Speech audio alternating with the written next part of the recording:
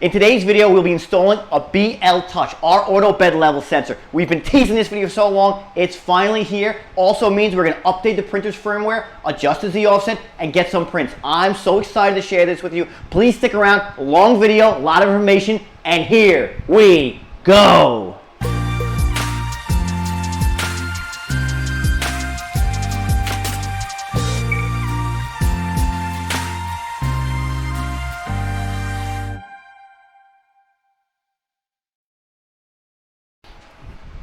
Folks, welcome back once again. I am Leo of Prince Leo 3D. Today I am super excited, as you can tell bouncing out of the seat, to share this video with everyone. We will be installing a BLTouch auto bed level sensor on our printer. It is one heck of a task, but I guarantee you are up to the job. This is the first time I ever installed anything like this, and I was a little wary, but it got done. As you can see down below, this is a long video. It's split up into many different parts. Please go around, peruse the different sections. If you need to jump to a certain section, do it. This is an intense video. Installing a BLTouch, not necessarily easy. I mean, I'm a dum-dum, but this is the first time I've done it, and it went well. So what does that mean? Anyone can do it. So what helped me get my mind around this whole installation was by separating it. I separated the physical installation of the BLTouch on my machine, and then I separated the firmware update. This way I wasn't tackling everything at once. I just split it in half, and I let myself jump on one section and then the other, which is helpful.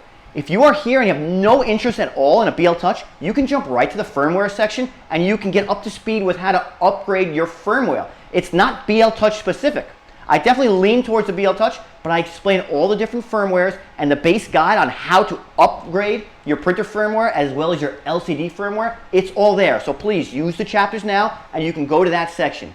But if you're here for the BLTouch, grab a snack, grab a drink, you're in for the long haul. We're gonna have so much fun. So I keep saying BLTouch. What exactly is a BLTouch? Well, it's an auto bed level sensor. Well, what is auto bed leveling? Usually you might hear it described as ABL, and that's when we use a device to probe different parts of our bed and get height-related data. That data, or those data points, are then given to our printer's firmware, and it creates a virtual mesh or a contour map of what our bed surface looks like. So if your bed is warped or if it's uneven, your printer can determine that. It then applies those data points to our first layer of printing, which means even if I have a warped or uneven bed, this printer will print a perfectly flat first layer. A BLTouch is one such model. It's an auto bed leveler.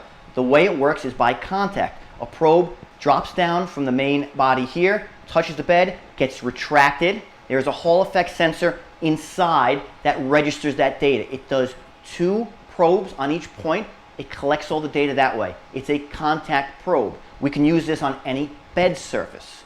Now there's other types of auto bed level sensor. Another very popular one is Easy ABL, produced by TH3D. That is contact-less. Doesn't matter what bed surface you use, still can be used anywhere, but it won't make contact with the bed surface. It's a capacitor-driven sensor, meaning it takes capacity readings of itself. As the sensor gets closer to a surface, the capacity changes, and it takes a reading that way. So the outcome's the same, the device operations are a little different, but today we're focusing on our BLTouch. Now I'm going to wrap this preamble up pretty quickly because there's so much information down there. I don't want this video to exceed an hour. I'm sure it's going to at this point. Just follow chapters, follow along, and I really hope you enjoyed. Any questions, you know where to put them, we'll answer them all. And now we can start with the physical installation of our BLTouch.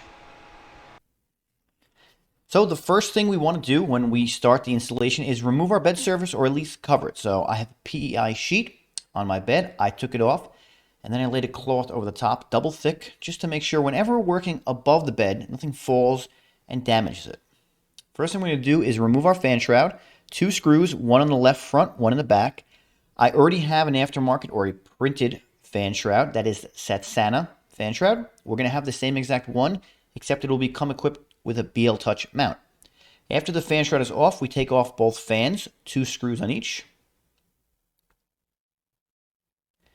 Right here we have the parts cooling fan. Again, I'm noting that there's only 2 screws holding this guy on.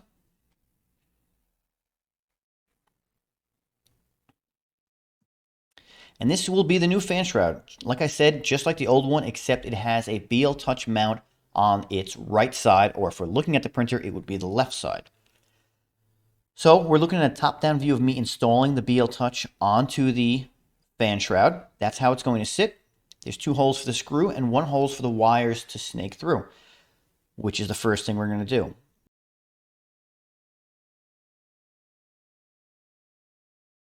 One at a time, I'm going to put the wires through.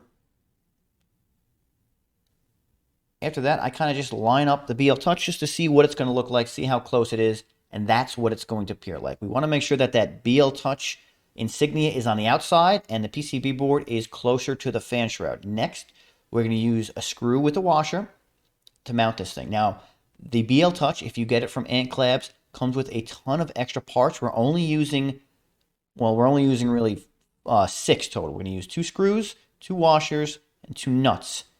All right there, screw washer right through the top. And now I'm putting the nut on the top end of it. Holding the screw in. This fan mount has a little divot that the nut can sit in and get tightened around. So that's how I'm going to do it. I'm going to get the nut in that little divot, and then I'm going to start screwing it in, holding the screw down so that the actual the divot or the encasement is holding the nut for me, doing my job. And then once it's tight enough, I can let go and keep tightening it. I don't want to get this thing iron tight right now. We have another one to put in, make sure it's still movable. Move it in position, and we're going to do the same thing we did on the other side to this side. Screw, spacer, goes into the BLTouch, and on top the nut goes. I'm tightening the nut up right there. And then I'll use the equipped screwdriver that came with our Voxelab Aquilas to tighten up the other side. Now, it's a little unsightly, if you want to say, to have these screws up like that, but that's the best way I found to mount it, especially with my mount. You will see the threaded part of the screw, however, sticking out. Now, right there I was showing, you want to make sure that BLTouch is steady. If it moves at all, you're going to get inaccurate readings, and this thing is not going to work as well as you want. After the BLTouch has been installed, the fan shroud goes back on the machine. 1 screw in the back, 1 screw in the front, that's it. After that, we're going to check the distance between the tip of our nozzle and the tip of the BLTouch probe. What I just did was I put my stock glass bed back on. It doesn't matter what you put on, we just have to make sure our nozzle is bottomed out. I could use my PEI sheet or I can use my glass sheet. I'm using glass because it's more durable, and I'm going to run my nozzle into it. Right here are some of the BLTouch specifications. The black arrow is denoting the distance between the tip of the nozzle and the tip of the BLTouch. It should be within 2.3 to 4.3 millimeters of a gap from tip to tip. Right here, I'm using a 3 millimeter Allen key. That's kind of right in the middle. This is an example of what Teaching Tech YouTube channel, which I'm going to link in our info, that's what he recommends using. The 3 millimeter Allen key was nowhere near enough. It didn't have a lot of gap. This is a better look at it. I also used some calipers to check, but I was not getting enough clearance between the tip of my nozzle and the tip of my BLTouch. I was getting maybe 1.8 millimeters, which is too little. Now, right here where these arrows are, that's the area that I need to increase the distance. I need to bring my BLTouch up away from my bed because the tip of the BLTouch is too close to the tip of the nozzle. Now, that's my experience. Yours might be the opposite. Your BLTouch could be too high. It could be above 4.7 millimeters, and it will need to be decreased. In that case, where these arrows are, you'll add spacers, and you'll bring your BLTouch closer to the bed. Now, of course, my problem was it was too close. So what I did was I brought this Satsana fan shroud into software. This is Tinkercad. It's free online software. And I was able to alter its model design or alter its mesh.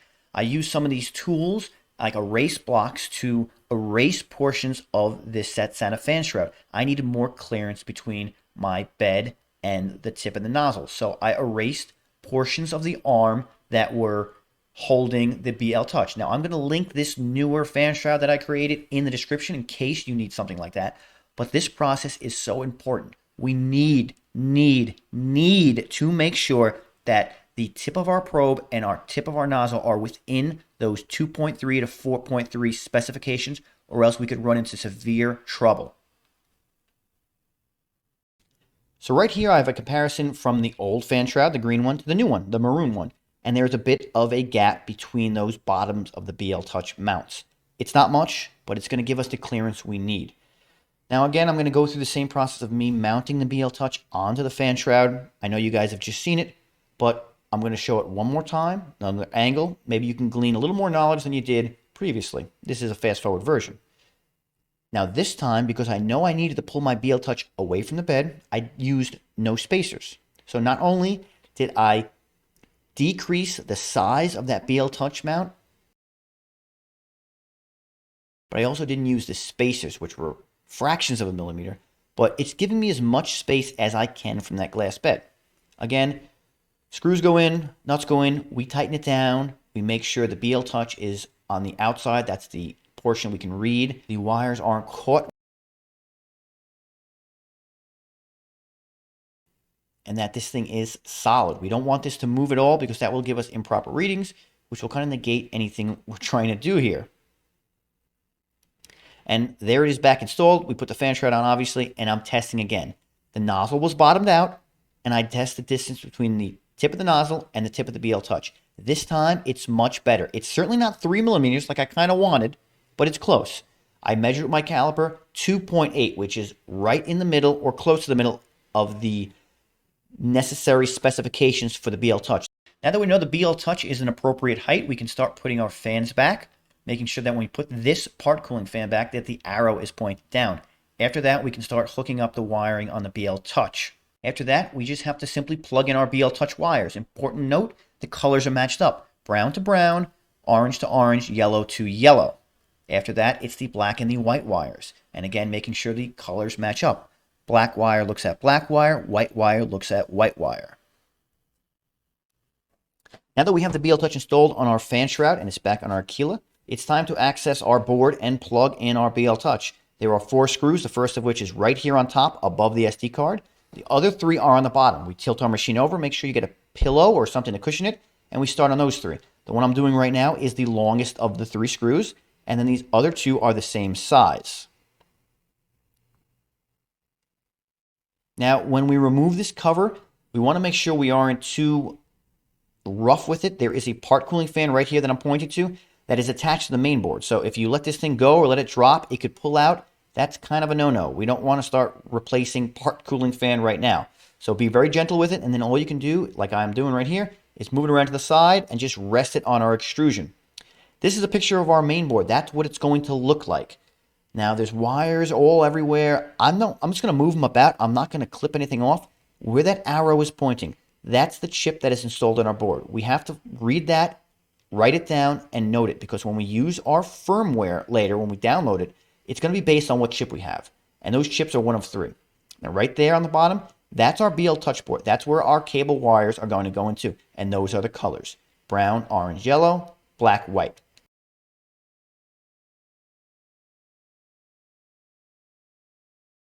So here we are. I'm going to snake my BLTouch wires through my sheath. I want to use my pre-existing sheath, so what I'm doing is I'm going to run a little bit of spare filament through that sheath, attach my wires to it, and then pull it through. So what I did was I clipped off filament, I taped the end with electrical tape so it wasn't very sharp, and now I'm going to start snaking it through that wiring sheath that came with our Voxelab Aquilas.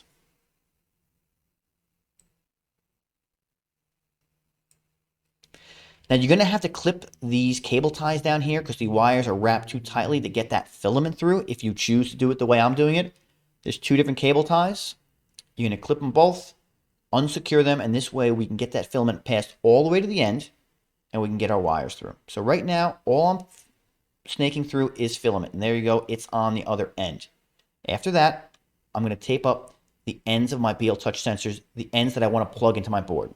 So at first I was going to tape them next to each other, but I realized I need as much width or as little width as possible. So I put them end to end, almost bumper to bumper if they were cars, and I taped them up that way. And that's how they look when they're taped up. They're not too wide. After that, I snipped the other end of the filament that was closer to my hot end, if you will, where I started it.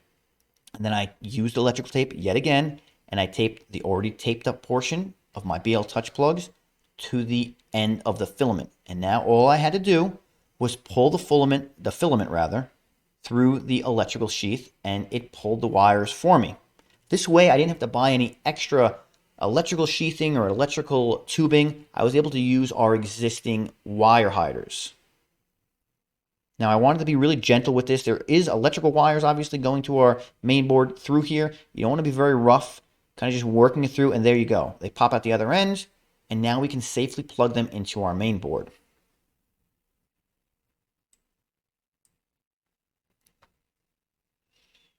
So out of the factory, Voxelab has used a little bit of glue. Unsightly, not really professional, not the best way to do it, but there's going to be glue somewhere around your main board. For me, glue was stuck in the BLTouch port, so I had to use some of these filament clippers to just kind of very gently remove it so I could get some of these end stops in there.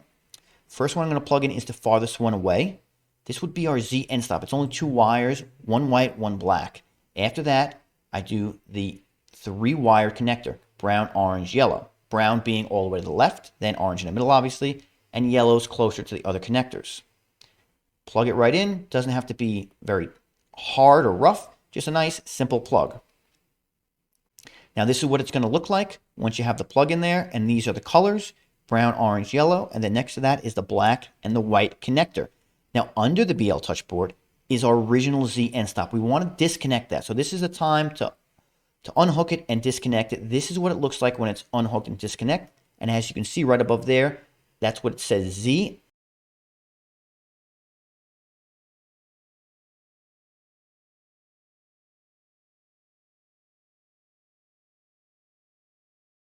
After that, we re-secure our wiring. We want to make sure we're not snagging anything. We don't want to make it too tight, but we want it to be secure. That's definitely the word I would use. One cable tie on the left, then one in the middle. There are some heating bed wires behind the extrusion there that you have to make sure you catch with this cable tie. Now, after we have secured all our wires, it's time to re-secure our cover. So again, 2 screws on the right, those are the same size, and 1 screw on the left, that is the larger of the screws. We want to make sure that we're not snagging any wires. We want to make sure that our parts cooling fan is not covered in any way. It's got to do its job, which is circulate air within our board. Definitely make sure all these screws are in there very well, insecured. But again, we're not snagging any of the wires. I'm going to go through here. I'm going to make sure the rainbow colored wire from the LCD is freely able to move, as well as the wires going to our extruders and our stepper motors. After that, you have to remember there's 1 more screw on top. And that is basically it. Pat yourself on the back. This BLTouch is installed. Now we're doing a little bit of cable management. You'll notice that the cable is not quite following those wires directly. The stock cable that comes with these BLTouch is a little short, but they will of course work. But that's it for our installation. It's onto our fan shroud, it's on our machine, and now we can get ready to update our firmware. That's it. It was pretty simple. We tilted the machine over, we got access to the main board, we hooked everything up, we're good to go. At this point, if you wanted to, you could power the machine on just to see if this lights up. You don't need to, and you can tell power's going to it. After that, turn it off, and we can get to the firmware portion of this update. Firmware. What is it exactly? Well, sitting next to me, I have a collection of aluminum extrusion, stepper motors, some wiring. It's really not doing much. What does it all is the firmware. That's what's telling all these different parts what to do, how to do it, and when to do it. Now, the firmware that our machine ships with is Marlin. Marlin is the subset. It is the tree that everything comes off of. It is open source, meaning they want people to go out there and tweak different settings, to add different aspects. And that's exactly what people have done in our Voxelab community. One such firmware, known as Alex's firmware, created by a user Alex_QZD on GitHub, has created a branch of Marlin that is specific to our Aquilas. It offers a more robust feature set, a vertical screen, and a few other really awesome features. Now, if you want to go ahead and get the firmware directly from Voxelab, by all means you can. I'm going to link Voxelab's downloadable firmware in our descriptions. I highly recommend, though, looking into some of these community-based firmwares, specifically Alex's firmware, the one we're going to be diving into today. Now, when we perform a firmware update, we're going to erase all the settings that were on our printer. So if we did an E-step or an extruder step calibration, that number that we plugged into our machine is going to be erased. So make sure you turn you power your machine on, you go to your E-step number and write it down. After that, when we upload the new firmware, we'll take that number and then we'll reinstall. Don't worry about any PID or temperature settings. Our new firmware is going to have an auto PID tune. In order to upload the firmware onto our machine, we need a micro SD card. But guess what? One came with our printer. That's what we'll be using. We can take it right out of here, use our USB adapter that also came with the printer, and plug it into a computer. The first thing we need to do is format this SD card, and we can do that on our PC. However, we're going to lose all the information on here. So if you have anything sensitive, anything you want to keep, make a folder, drag everything into it, because this is going to be erased of all its contents. So we'll grab our USB adapter, we'll grab our micro SD card, we'll put them together, and then we'll insert this into our computer. So once we get our SD card in the laptop, it's time to format it. First we have to do is find the SD card on a computer, and then a big note before we actually format this. If you're using a Mac to format these SD cards, you're going to run into trouble. For some reason, if the SD card is formatted via a Mac, the Voxelab Aquila 3D printer is going to have a hard time communicating with it. You're going to get an error while uploading your firmware. You could do all these next steps correct, and you still won't be able to update your firmware. That's obviously no good. That's like a hidden error that you could think you're doing something wrong, but it's nothing you're doing. I highly recommend you find someone who has a PC, a friend, a family member, go to the library, but format these SD cards with a PC. Please don't want to run into hidden errors. And as you'll see, the formatting process is very, very quick. So we find our SD card, we're going to right click it, going to go to this format option, brings up a few different options in that menu. First thing we're going to choose is FAT32, and then the allocation size is going to be 4096 bytes, 4096. We can quick format if we like. Then we're going to hit start. Before we do that, we want to make sure there's nothing on this SD card because it is going to get deleted. So if there's files or folders on there you want, create a new folder, move them into it like I did over here, and then we can format it. We'll hit start. It's going to warn us about deleting everything, and then it will format. You're going to see this is going to take a very short amount of time. Boom, we're already done. First thing we need to do, though, is get the firmware, and we're going to do so via a GitHub repository. As I said earlier, this is custom firmware. This is community-driven firmware. Community member created and curated this firmware by the name of Alex QZD from Monterrey, Mexico. They've done an excellent job with this firmware. They've updated constantly. Recently, as of 4 days ago, this was updated again. There's so many features. It's so robust. It's really a different experience than the stock firmware. I highly recommend it, and I want to send a thank you to the curator of this, Alex QZD. Excellent, excellent job.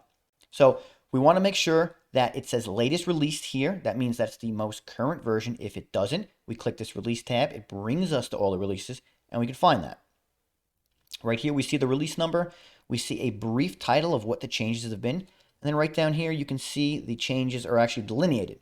Under that, we have the assets drop down. That is where you're going to find all the firmwares. We drop it down, and my goodness, that is a lot of firmwares. That is frightening. What do we do? Panic, shock, or all that stuff? Don't worry.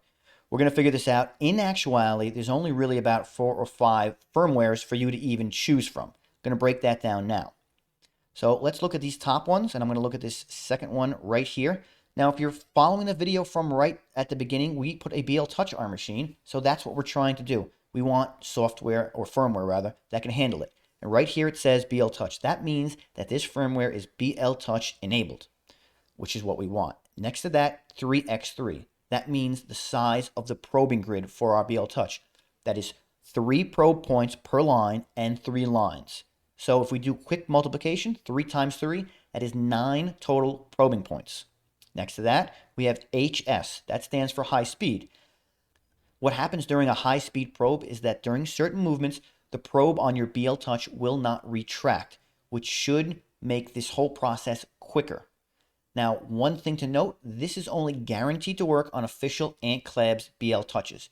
If you have a 3D Touch, something from Triangle Labs or Geetek, it's not guaranteed to work, although I've read a lot of positive results from other users who said they've tried it and it has worked.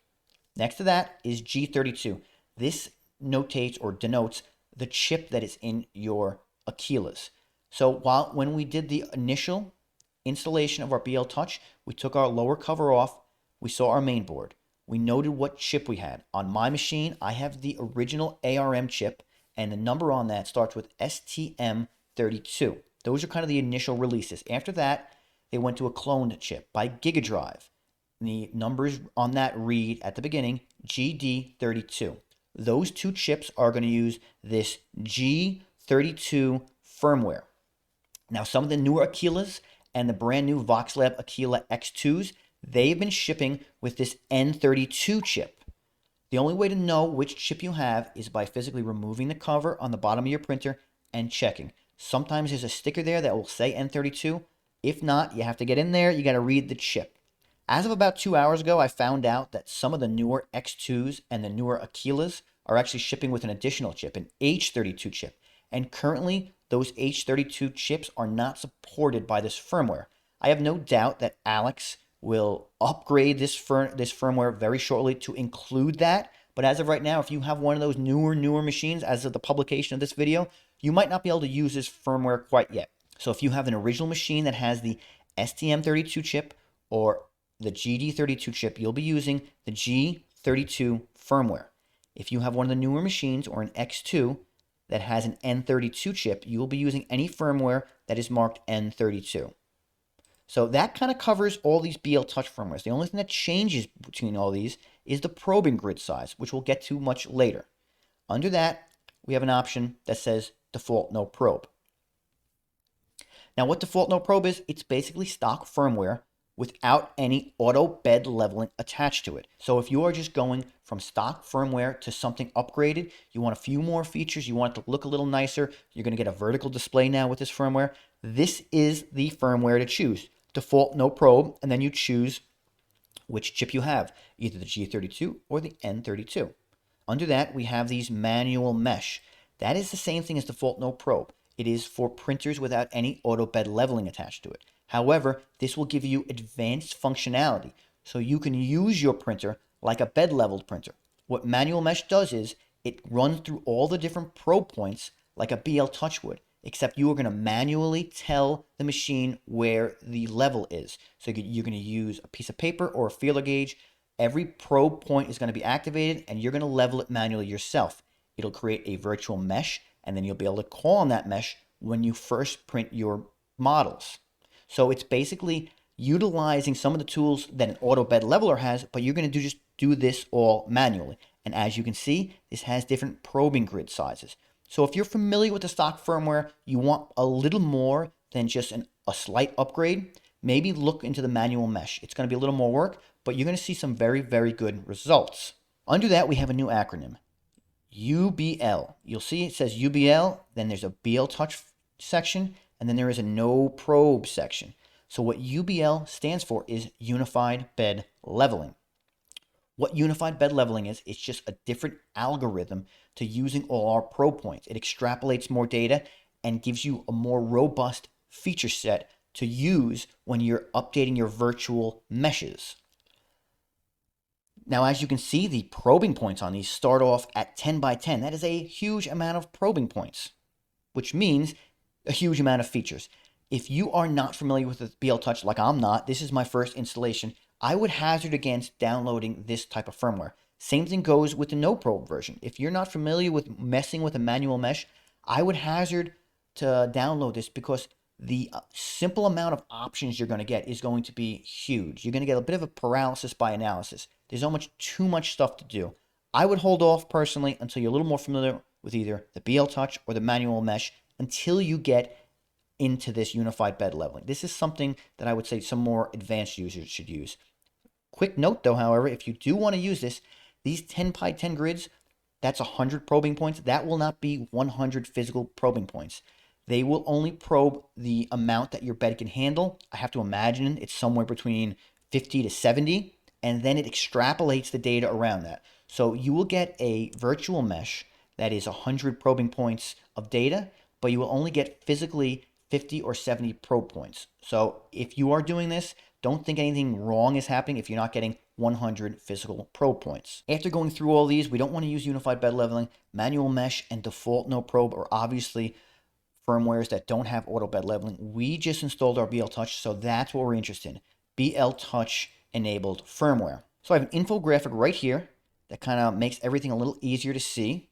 And these are the options that we have with our BLTouch right here. Now I know, like we spoke about earlier, I have the STM32 chip, which means I can't use any of the N32 firmwares. So that eliminates a bunch already. So you can see we already have eliminated about 8 of them.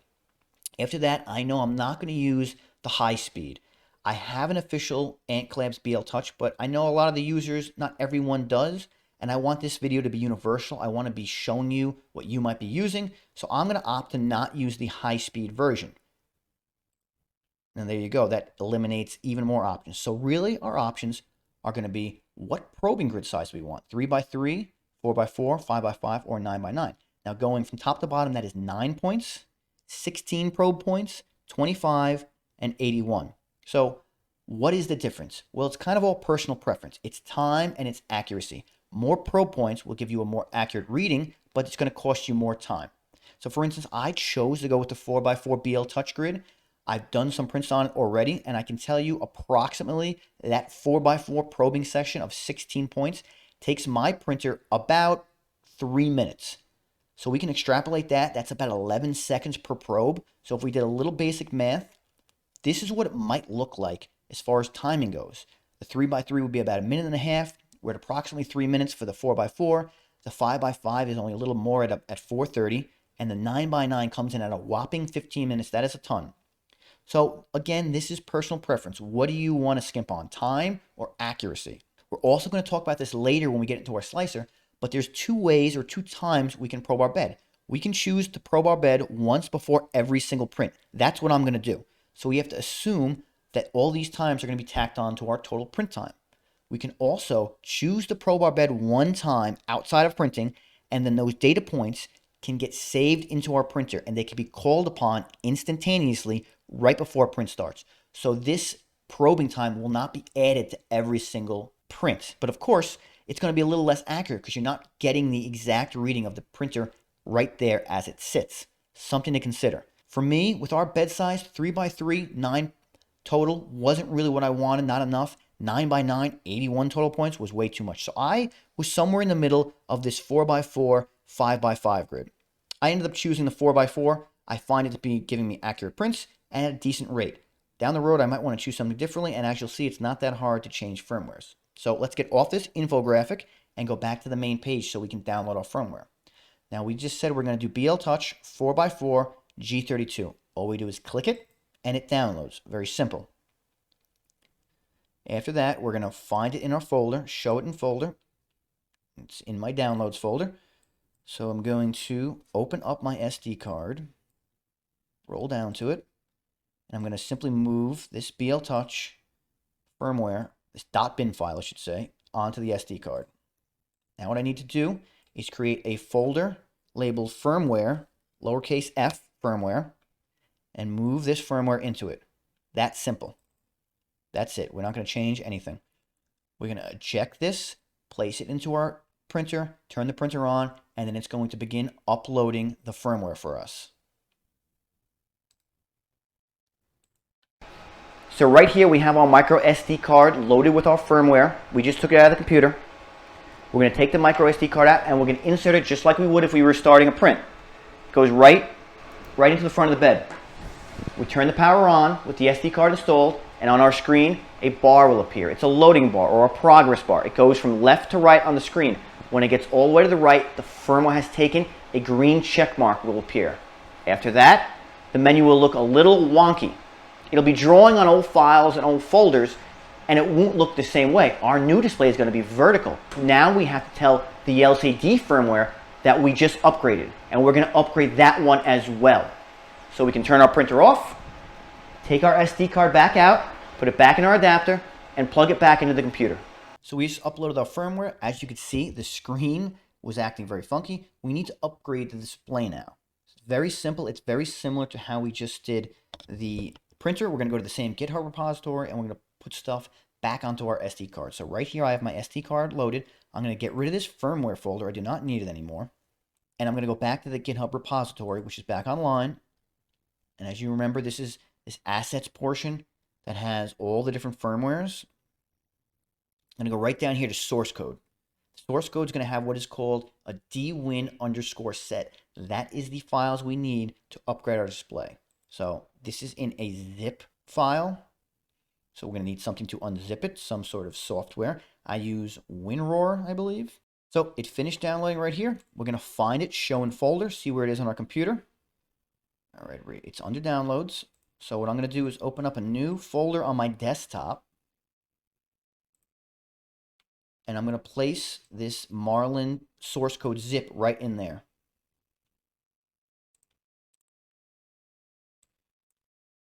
From here, we're going to extract the files. Once that is properly extracted, we're going to go into the Marlin folder. And we'll open up a bunch of different folders. What we're looking for is display firmware. Go into that one. And then right here is a few sets of folders. We want firmware sets. And we have a few different options. Custom, you can go into it. You can look. This is what the background display is going to look like. There's a gotcha version, an original, and a Voxelab Red. So I'm going to go with the Voxelab Red. I think it looks the best. It means it's going to have a red theme to it. If you want to see what some of these are going to look like, we can go back one folder, two folders rather, into the icon packs. And then we can go into the individual icon packs, look at them, and you get an idea as to what the background icons are going to look like. And then you can choose which one you want. I'm going to go with Voxelab Red. I go back to firmware sets. Voxelab Red. dwin_set. That's what we want. So right here, I have the folder for my SD card. I'm simply going to drag and drop the dwin set that I want onto my SD card. It's that simple. Now I can close this out. And I have to make one minor alteration. I can't have anything after the words dwin set. So I'm going to rename this and just erase everything up to dwin set. And that's all I need, just dwin set. Then I'm going to eject this, place this into the back of our LCD screen, and update the firmware for our screen. So now we're ready to upload the firmware to our LCD. We make sure we loosen it from the frame so it comes off, and then we unplug it from the LCD plug. After that, we can start on that back cover. So there's only 4 screws to this. There's one in each corner. So we're going to take all those off. Now, there is that mounting bracket that is attached to this. I should have taken that off prior to unscrewing this. I forgot about it. That's me now struggling to get that mounting bracket off. It snaps right off, though. It's not really that hard. And then after all the screws are out, we can just remove that back cover. And what we're looking at is the control board for our LCD panel. And right there is where we're going to insert our micro SD card with the firmware. So when we insert this card, it's going to be face up. Click it right in there. And then we can plug it back in to the machine.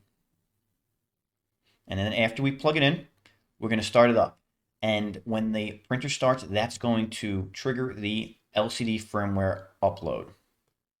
So I started the machine, and the screen starts off as black, and then it will turn to blue. And then once we know the upload is complete, it'll turn to orange. And there it is. That signifies we have a good completed firmware upgrade. So if you're colorblind for this portion, I would say it takes about 15 to 20 seconds. After that, we can power our machine back down. We can unplug it just to better access this SD card. And we're just going to remove the SD card. We do not need it in there anymore. Our firmware has been updated. And then before we put this back cover on, I just want to double check that everything's working properly. So I'll plug it back in and I'll turn it back on just to make sure that all the menus are operational. We turn it on, and immediately we can see the start menu and the loading bar are working, and the menus are all there. So now we can take it back, unplug it again, and we can resecure this back cover. Just make sure that the cover is in the right orientation. So the hole in the back cover is where the plug goes, so you can actually access the plug. The 4 screws go back into each corner. Very simple. Only problem is, as you just noticed, the screen is now vertical. So our old mount won't work. We'll be looking at it with our head tilted. So we need to print a new vertical mount. Don't worry, there's 2 linked in the description of this video. So we plug it back in. We start it back up, make sure it's still working. Oh, what you know, branding. We have a custom loading screen. Very cool, right? So after this, the printer is operational. It's time to auto home it for the first time, and it's time to start adjusting our Z offset so we can start printing. That's it. We updated the printer's firmware, and we updated the LCD screen to match. We can turn on our printer now, and we can start calibrating this BLTouch. Also, now's the time to reintroduce those E-step numbers that were recorded before doing the firmware update. Also, now might be a good time to explore some of the menus, see what's new in this firmware update. There's an auto PID tune amongst some other really cool tools. So the first time we turn the printer on, we want to home all the axes. And the most important one, obviously, is that Z axis. The BLTouch is now our new Z end stop. We want to make sure before it touches the bed that we know it's going to stop. What I'm going to do here, the first time you home this, you want to make sure you put your hand or something under that probe to make sure that when it triggers, the x-axis stops coming down. Because if it doesn't, it's going to crash into your bed. If at that point I touched it with my hand and it didn't stop moving, it kept going down, I could turn the printer off and I could safely get my bed out of the way. It didn't though, it worked properly, so now I know that I can home all my axes and the BLTouch and the nozzle won't crash into the bed. After that, we can remove our old Z end stop. We're not going to be using anymore. I kept the wire hanging around still. I'm not sure what I'm going to do with it yet. I think next time I take the control panel off, I'll probably snake it out of there as it's unnecessary. After that, we want to do some calibration, some measurements. We need to measure the X distance between the tip of the probe and the tip of the nozzle. That's our X offset. And then we need to measure the Y distance between the tip of the probe and the tip of the nozzle. That would be our Y offset. Now, once we get those measurements, we're going to go into our control portion of our LCD. Through control, there's going to be a few different options. We're looking for advanced. After we click on the advanced, even more options. We go into the probe menu. And in this probe menu, there's only 4 different settings, but the 2 top ones are our important ones. X offset and Y offset. That is where you're going to put those different numbers. However, after you're done, you want to make sure you back out into control, 2 menus, and store your settings. Otherwise, you're going to turn the printer off. It's going to forget those measurements. That's an important one. After we have our X and Y offsets saved, it's time to adjust our Z offset. We go into prepare, we go to Z offset.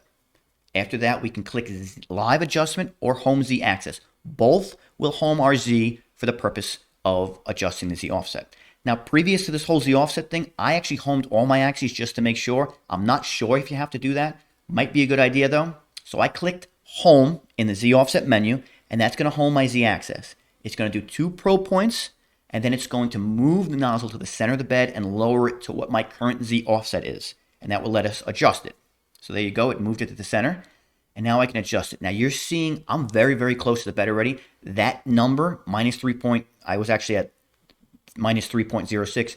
I put that in previous to this video. You're going to be very far away from the bed. You're going to have to make a pretty large deviation.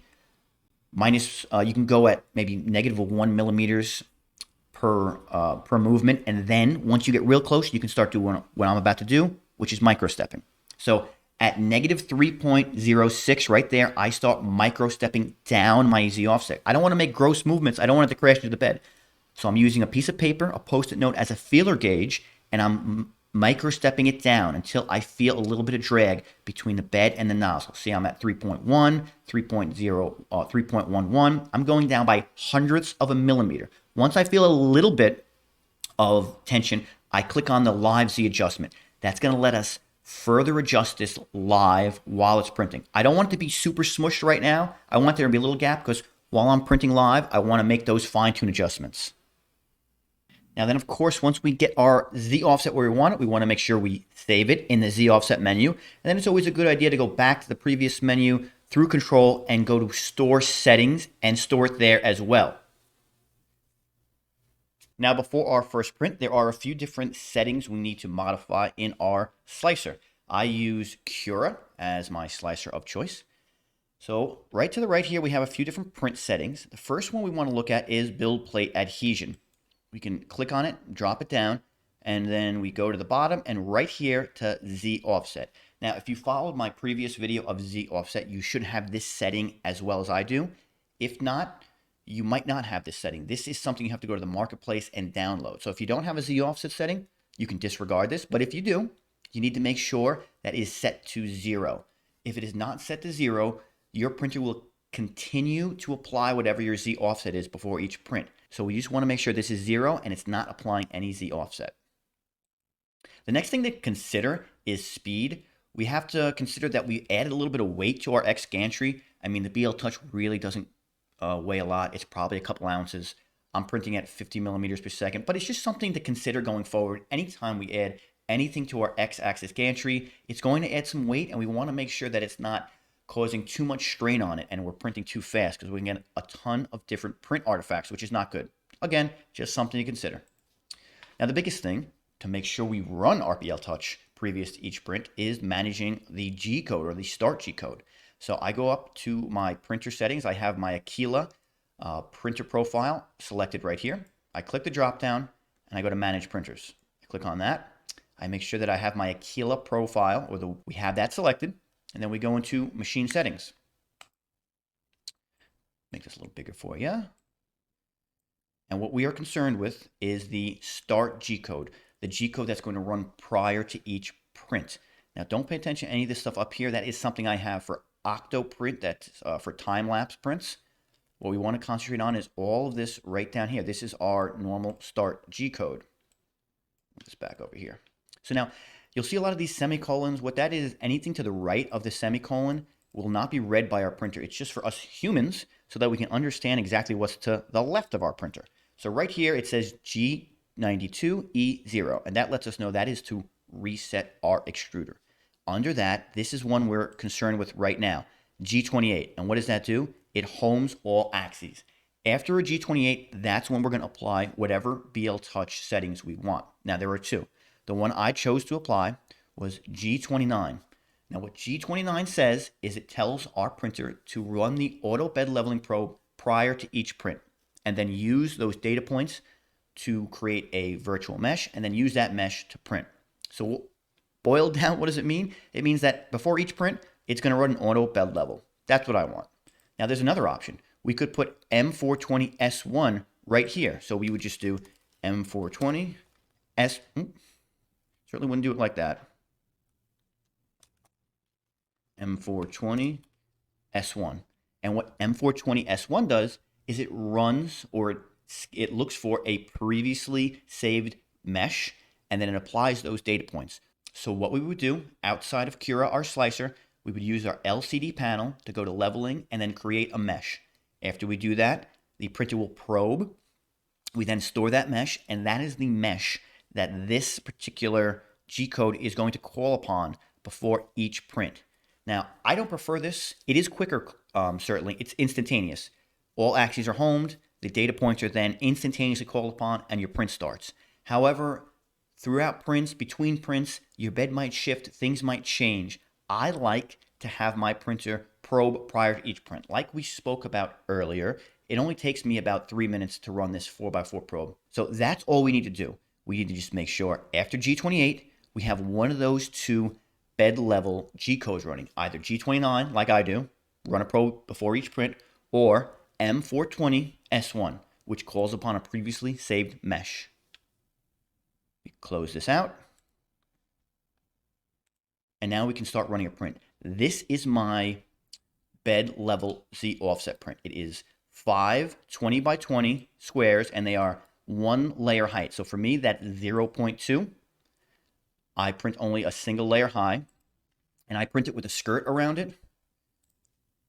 And the reason I do that is because I use the skirt as well as the squares themselves to adjust my Z offset. So what's going to happen if we go to the beginning of layer 1? I don't even need to do that, actually. We can get an idea as to what our printer is going to do. It's going to start printing this skirt. As the skirt goes around, I'm going to be rubbing my finger over it. I'm going to see if it's adhering well to our build surface. If it's not, I'm going to step down my Z offset. If it's adhering too well, if it's smushing too hard, or even cutting into my bed surface, I'm going to move my Z offset up. After that, first pass the skirt, I'm going to rip the skirt off, and it's going to do another pass. I don't want those two skirts to touch, because then I'm not going to be able to tell the adhesion as well as I would with a single skirt. It'll do it one more time, and then after that, it'll start printing the squares. After each square, I check. I see how flat it is. I see how bumpy it is. And then I will adjust the Z offset. I'll see the next square. I adjust the Z offset. And we go from there just like that. So before each print, this is kind of what it's going to look like during the probing. I chose the 4x4 probe, so I get 16 probe points. This is obviously going to be a time-lapse version of it, but this is the basic operation. It takes 2 probes at each point, moves over, does the next one. Now this is with that G29 start code. If you chose to use that M420S1, you would only see this once prior to any prints, and then it would just call upon these meshes before that. But I prefer this method. I think I get a more accurate data point from my BLTouch, as it is detecting the bed as it's going to be previous to that print.